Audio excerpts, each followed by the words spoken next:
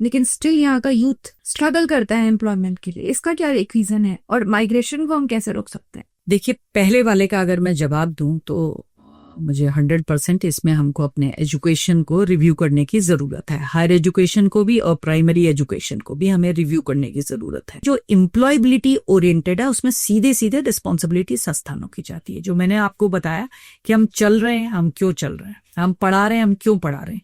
अगर संस्थान अपनी रिस्पॉन्सिबिलिटी नहीं समझेंगे तो हम ऐसी बीटेक हमने डाइल्यूट कर दिया, इतने बीटेक पैदा कर दिए, इतने प्राइवेट संस्थानों ने बीटेक की डिग्रियां बांटी कि अब बीटेक ऐसा हो गया कि उसमें जॉब मिलेगा ही। लोग फिर से पॉलिटेक्निक करने लगे कि वहां ज्यादा जॉब की संभावना है बजाय बीटेक, क्योंकि कई चीजों में एम्प्लॉयमेंट वाले कहने लगे हमें बीटेक नहीं चाहिए, अब हमें आईटीआई चाहिए या हमें छोटी स्किल वाले लोग चाहिए, आप लोग तो बड़े हो गए बीटेक करके।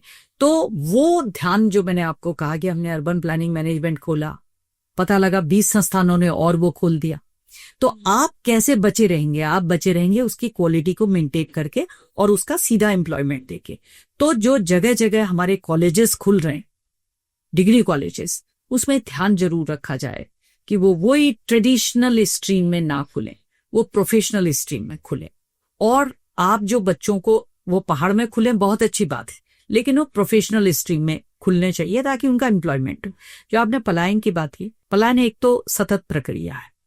पलायन को हम बहुत ज्यादा अलार्मिंग ना कह के एक नेचुरल प्रक्रिया भी है। वो चमोली का व्यक्ति श्रीनगर आता है, श्रीनगर का व्यक्ति देहरादून आता है, देहरादून वाला दिल्ली जाता है, दिल्ली वाला अमेरिका जाता है। क्या ये सिर्फ इंडिया में है? नहीं, पलायन पूरा वर्ल्ड में पलायन है। लेकिन वहां का, जैसे यूरोप का मैं आपको एग्जांपल दूं, यूरोप में जब आप जाएंगे तो आपको, आप गए भी होंगे, वो कंट्री साइड को ज्यादा बेटर मानते हैं बजाय कि अर्बन स्पेस को।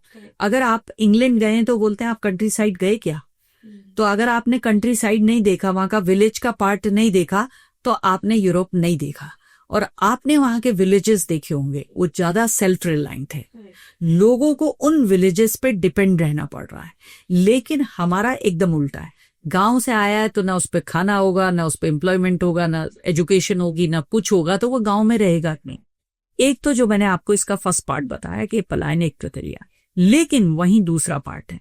दूसरा पार्ट यह है कि अगर आप अपने यूथ को गांव में नहीं रोक पाएंगे, टू जस्ट एनकरेज हिम और her for the not only self employment, but कि वहीं पे एम्प्लॉयमेंट कैसे दे पाए, ये हमको इस पे तो विचार करने की आवश्यकता ही है। कहने से हॉर्टिकल्चर नहीं होना, कहने से एग्रीकल्चर नहीं होना।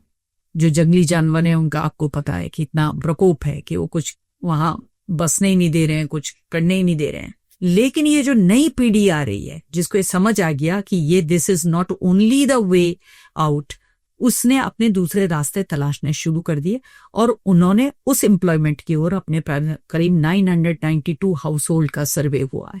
तो उससे ऐसा लग रहा है कि उनको ये समझ आने लगा है। और ये भी है कि जिसको आपने 10,000 भी वहां पकड़ा दिया ना, पकड़ा मीन दान नहीं देने, एम्प्लॉयमेंट क्रिएट कर दिया, वो पलायन नहीं कर रहा है।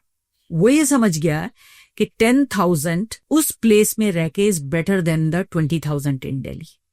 वो पलायन नहीं कर रहा है। ये एक फीचर है जिससे हमें थोड़ा सा आस जगती है कि हम किसी भी रूप में एम्प्लॉयमेंट और स्वास्थ्य और शिक्षा, इनकी व्यवस्था को सुदृढ़ करें। ये हैं लेकिन इफेक्टिव हैं क्या?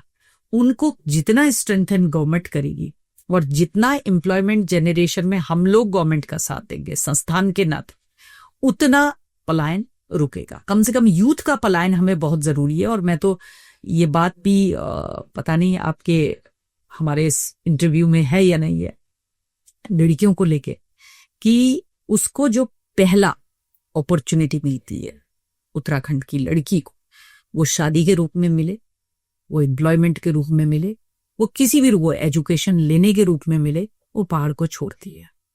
ये उसका एक फोकस है कि उसे पहाड़ से मुक्ति चाहिए और वो पहाड़ से जाना चाहती है।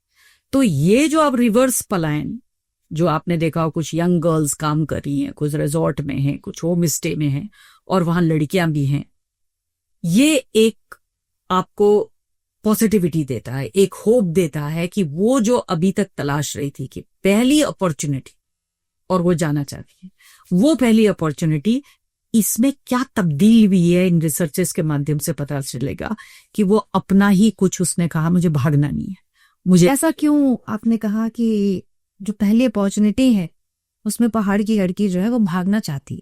भागने का मतलब है मेरा, वो छोड़ना चाहती है पहाड़ को। और ये इसलिए सिचुएशन है कि आपने कई जगह देखा होगा, मीम भी बनती है, जोक भी बनते हैं कि हमारे बेटों को लड़कियां नहीं मिली। सो ये जो अर्बन स्पेस का अट्रैक्शन था, मुझे ये लगता है इसका मेन कारण था उसका अपना अनएम्प्लॉयड रहना। पर क्या रिसोर्सेस की तरफ अट्रैक्ट होना ये नेचुरल नहीं, और क्या ये अपडेटेड रहेगा नहीं?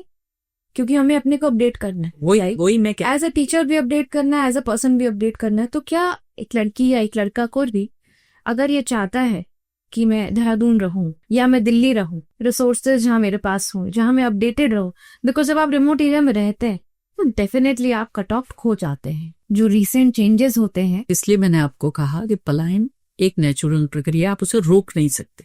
आप कैसे कह सकते हैं, इतना बड़ा डायस्पोरा हमारा अमेरिका में है, और वो लोग हैं जो बड़े मेट्रोपॉलिटन में भी रहे और छोटे शहर के लोग भी हैं। आप उनको ये कैसे विश्वास दिला पाएंगे कि हमारी जो वर्क कल्चर है हिंदुस्तान का, वो अमेरिका से बेटर है, इसलिए आप हिंदुस्तान में आइए? उनको नहीं लगता ऐसा। वो वहीं रह के काम करते हैं और वो नहीं आना चाहते अपने देश। स्पेशली जो लोग वहाँ जिन्होंने पढ़ाई की है, जो वहाँ लंबे समय तक हैं, वो वहीं रहते हैं। तो इसलिए ये एक स्वाभाविक प्रक्रिया मैंने आपको बता रही कि ये कन्विंस करने वाली बात नहीं है कि आप पहाड़ में रहिए। इसके लिए सरकार और लोकल सेंसिटाइजेशन, ये दोनों चीज बहुत